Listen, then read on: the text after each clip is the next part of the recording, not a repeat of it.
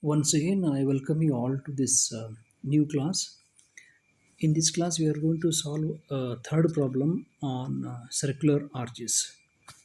So let us begin. So this problem statement is like this. It is a circular arch with three hinges, one at A, another at C, and another at B. Now it is subjected to UDL on the left half of the span and a point load which is at a distance of 27 meter from the left support A. So here our job is to find out bending moment, normal thrust, radial shear at a distance of 9 meter from the left support. Now you can see clearly here this is the circular arch. You can see that this is a point load of 3 kN per meter for the left half of the span and a point load 60 kN at 27 meter. Now let us start with a reaction component calculation. So let us calculate the vertical reaction components as usual. Sigma MA is equal to 0 yields an equation. So you can see this is anti-clockwise minus VB into 36. VB into this is 36 plus 60 into 27. You can see 60 into 27 plus you can see this UDL 30 into the distance is 18 meter. So 30 into 18 into the perpendicular distance which is from the midpoint up to A. So from the midpoint of this UDL up to A is 9 meters. So 9 it is. This must be equated to 0, which gives us a value of VB is equal to 180 kN.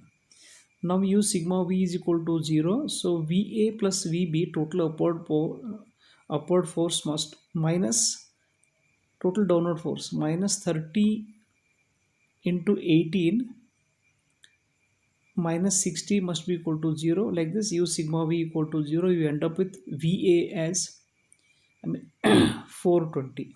So now you are having VA and VB values. One is 420 kN, another is 180 kN. Now let us try to find out the horizontal components HA and HB. For that one I have to use sigma MC equal to 0. When I use sigma MC equal to 0, I am going to consider the forces which are on the left side of point C. All these forces you can see here. So this is VA into 18. VA into 18. The distance between the force VA and the point C is 18. So VA into 18 minus HA into 6. HA into the height is 6 meter. This is the force HA, perpendicular distance is 6 meter. So minus HA into 6 minus 30 into 18 into 9. You can see this one. 30 into the length is 18. This much of UDL is 18 into the distance between the centroid and the point C. This is once again 9 meter. So you end up with HA. This must be equated to 0 here. You end up with HA is equal to 450. So for sigma V equal to 0, HA has to be equal to HB, which is also 450. So let us move on to the next calculation. Here let us try to find out N, Q and bending moment at a distance 9 meter from the left support. So here we have to first calculate the radius of arch and the value of theta. So I am going to use the property of the circle here.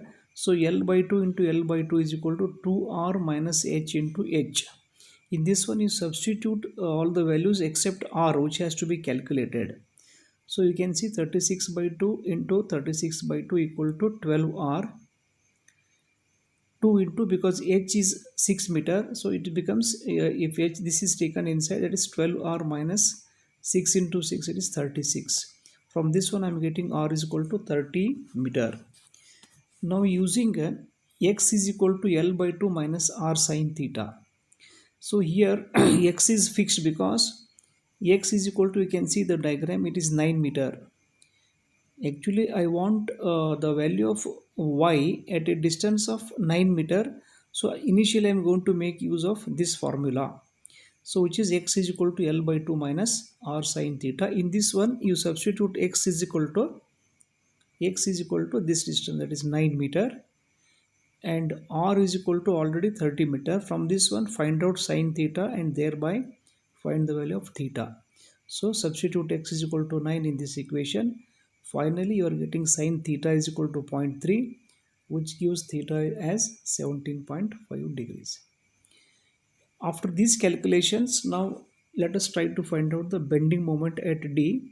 Now when you want to find the bending moment at D, consider the left side of D. So this part, all this part which is on the left side of the D must be considered to calculate the bending moment.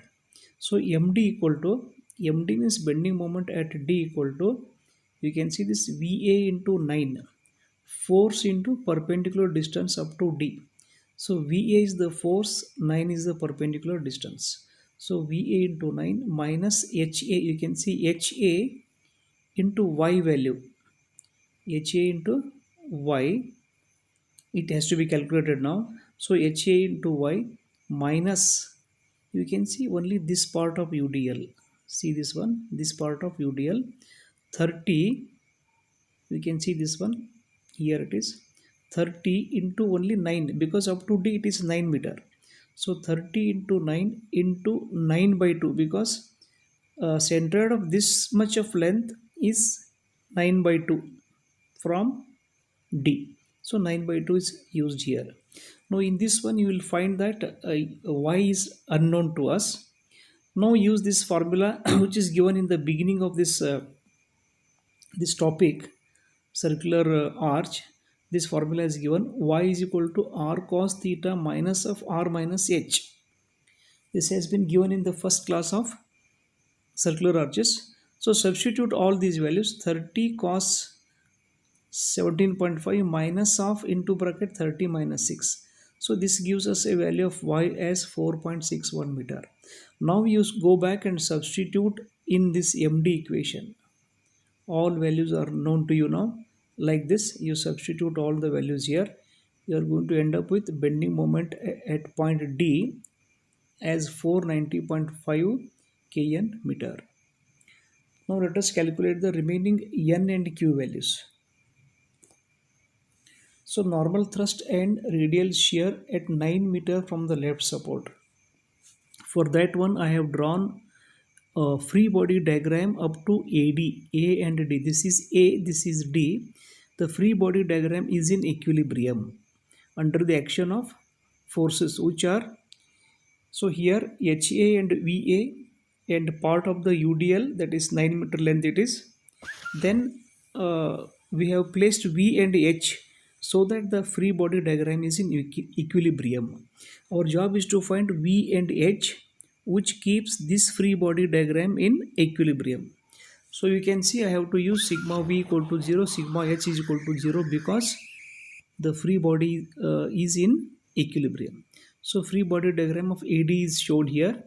Now you can see sigma V equal to 0, which in other words, which means VA must be equal to this V plus UDL. See this VA, because this is upward force, these two are downward forces. These two are downward forces. So from this one I am able to find what is the value of V. So this V is equal to 150 kN. I have calculated V is equal to 150 kN. So let us move on and find out the value of H. Since only one horizontal force is to be resisted here in the form of HA, so this has to be H, then only sigma H will be equal to 0. So for sigma H to be equal to 0, HA must be equal to H. That is why H is equal to HA, which is 450 kN. Now we are having the two values of V and H. So V is 150 kilonewton, H is 450 kilonewton. Now once you get this V and H values, simply substitute in the formula of N and Q. So N is equal to V sine theta plus H cos theta. I have substituted all the respective values. Finally, 474.3 kN is the value of normal thrust. Similarly, in Q you substitute V cos theta minus H sin theta. So like this you substitute all the respective values, you end up with a 7.74 kN. So this is the end of the solution. Thank you.